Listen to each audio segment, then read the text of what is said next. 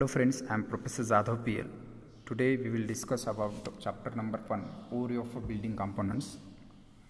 The course outcome of this chapter is to identify the component of building structure. Let us discuss about the classification of a building. A building may be classified depends on the different parameters like the occupancy, load transfer in a structure, material use, degree of fire resistance, etc. बिल्डिंगचं classification करत असताना वेगवेगळ्या पॅरामीटरच्या आधारावरती आपण बिल्डिंगचं classification करत असतो. जसे की occupancy, load transferring structure, material use, degree of fire resistance. तर हे पॅरामीटर्स आहेत बिल्डिंगचं क्लासिफिकेशन करण्यासाठी. पण national building code of India part 4 2005 नुसार बिल्डिंगचं क्लासिफिकेशन हे 9 ग्रुपमध्ये केलेलं आहे. Group A, B, C, D, E, F, G, H आणि आय अशा 9 ग्रुपमध्ये बिल्डिंगचं क्लासिफिकेशन केलेलं आहे. त्यामध्ये ग्रुप एमध्ये रेसिडेन्शियल बिल्डिंग्स येतात. Residential building includes the sleeping accommodation is provided for the normal residential purpose with और विदाउट द कुकिंग और डायनिंग और बोथ फॅसिलिटीज. रेसिडेन्शियल बिल्डिंग म्हणजे अशा बिल्डिंग्स ज्या ठिकाणी सर्वसामान्य लोक राहतात, वास्तव करतात, अशा ज्या बिल्डिंग्स असतात त्या रेसिडेन्शियल बिल्डिंगच्या कॅटेगरीमध्ये येत असतात. ज्यामध्ये bungalows, row houses, apartments, flats अशा ज्या बिल्डिंग्स येतात त्या रेसिडेन्शियल बिल्डिंगच्या कॅटेगरीमध्ये येतात. Group B, educational buildings. Educational बिल्डिंग्समध्ये स्कूल कॉलेजेस हे एज्युकेशनल बिल्डिंगच्या कॅटेगरीमध्ये येतात. Group C, institutional buildings. Institutional buildings म्हणजे इन्स्टिट्यूशन्सच्या ज्या बिल्डिंग्स असतात त्याला आपण इन्स्टिट्यूशनल बिल्डिंग म्हणतो. जसं की हॉस्पिटल्स, कस्टोडियल इन्स्टिट्यूशन्स असतात, पिनल इन्स्टिट्यूशन्स असतात. हे जे काही स्ट्रक्चर्स असतात ते इन्स्टिट्यूशनल बिल्डिंगच्या कॅटेगरीमध्ये येत असतात. पहा, जे काही हॉस्पिटल्स आहेत ते किंवा जे काही क्लिनिक्स असतात ते. कस्टोडियल इन्स्टिट्यूशन्स म्हणजे जे ऑर्फन हाऊसेस, अनाथालय. त्याच्यानंतर पिनल इन्स्टिट्यूशन्स म्हणजे जेल्स, प्रिझन्स, मेंटल हॉस्पिटल्स, मेंटल सॅनिटेरिया असे जे काही स्ट्रक्चर्स असतात ते इन्स्टिट्यूशनल बिल्डिंगच्या कॅटेगरीमध्ये येत असतात. ग्रुप डीमध्ये असेंब्ली बिल्डिंग्स येत असतात, ज्याच्यामध्ये सभागृह असतात किंवा जे थिएटर्स असतात, डान्स हॉल असतात किंवा जे काही गॅलरीज असतात, art galleries, museums, lecture halls. हे जे काही बिल्डिंग्स असतात ते असेंब्ली बिल्डिंगच्या कॅटेगरीमध्ये येत असतात. Next one is a group E, business building. Business building अशा बिल्डिंग्स ज्या ठिकाणी बिझनेसचे ट्रान्झॅक्शन ज्या ठिकाणी होत असतात त्याला आपण बिझनेस बिल्डिंग्स म्हणतो. ज्याच्यामध्ये अकाउंट्स अँड रेकॉर्ड्सच्या फॅसिलिटीज प्रोव्हाइड केलेल्या असतात, स्टोअर करून ठेवण्याच्या फॅसिलिटीज प्रोव्हाइड केलेल्या असतात, सर्व्हिस फॅसिलिटीज प्रोव्हाइड केलेल्या असतात, लंच काउंटर प्रोव्हाइड केलेलं असतं. अशा ज्या बिल्डिंग्स असतात त्या बिझनेस बिल्डिंगच्या कॅटेगरीमध्ये येत असतात. त्यानंतर mercantile buildings which is used as a shops, stores, markets for the display or the sale of the merchandise either wholesale or retail.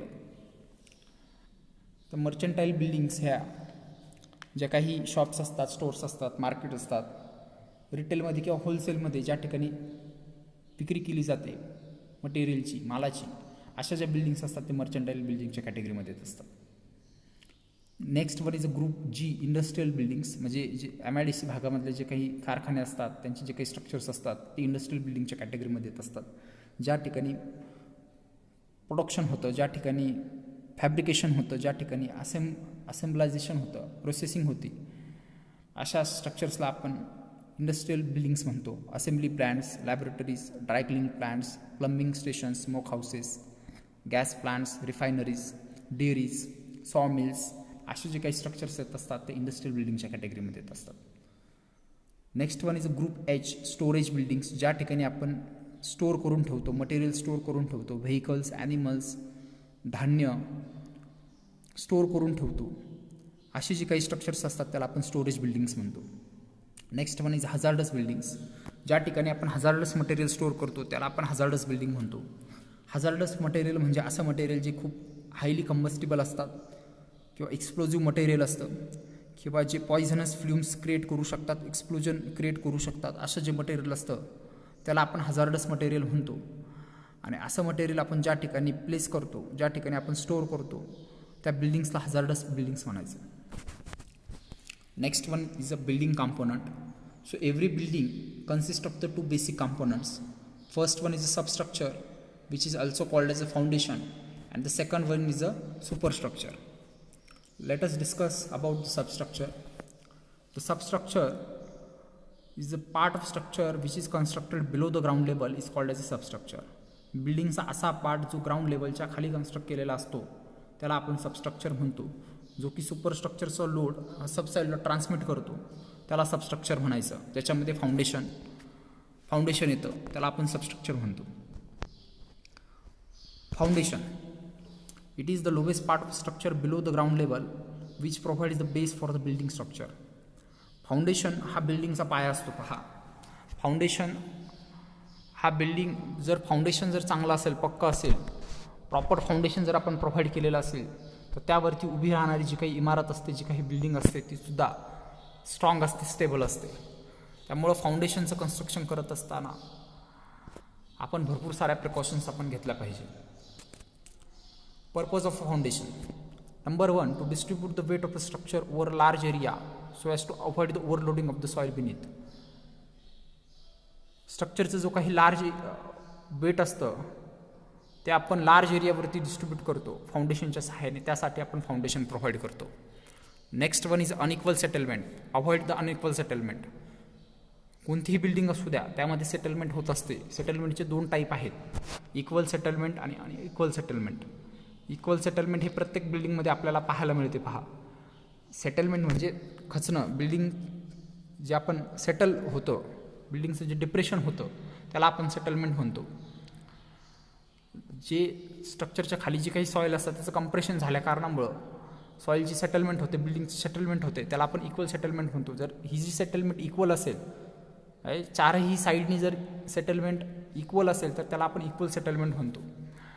आणि जर एकच साईड किंवा एकच कॉर्नर हा जर खचलेला असेल किंवा एकच पार्ट हा जर खचलेला असेल, सेटल झालेला असेल तर त्याला आपण अनइक्वल सेटलमेंट म्हणतो. तर हे अनइक्वल सेटलमेंट बिल्डिंगला हानिकारक असू शकतं. बिल्डिंग्समध्ये क्रॅक्स आपल्याला पाहायला मिळतात, बिल्डिंग्सची लाईफ कमी होऊ शकते. तर हे टाळण्यासाठी आपण फाउंडेशन प्रोव्हाइड करतो. Foundation provides the level surface for the building operation. फाउंडेशनमुळे एक लेवल सरफेससुद्धा आपल्याला मिळतो, जेणेकरून आपण बिल्डिंग्स ज्या ॲक्टिव्हिटीज असतात, जे काही ऑपरेशन्स असतात ते आपण योग्य पद्धतीने करू शकतो. Foundation takes the structure deep into the ground, thus increasing the stability of the building and prevents the overturning. Building जे काही असतं ते ग्राउंडमध्ये डीप नेण्याचं काम हे फाउंडेशनचं असतं. पहा, स्ट्रक्चरला डीप घेऊन गेल्यामुळं बिल्डिंगची जी स्टॅबिलिटी असते ती इन्क्रीज होते. त्यामुळे आपण ओव्हरटर्निंग इफेक्ट प्रिव्हेंट करू शकतो. तर अशा पद्धतीने यासाठी आपण फाउंडेशन बिल्डिंगमध्ये प्रोव्हाइड करत असतो. पहा, तर बाकीचा जो पार्ट आहे तो आपण नेक्स्ट व्हिडिओमध्ये कव्हर करूयात. थँक्यू.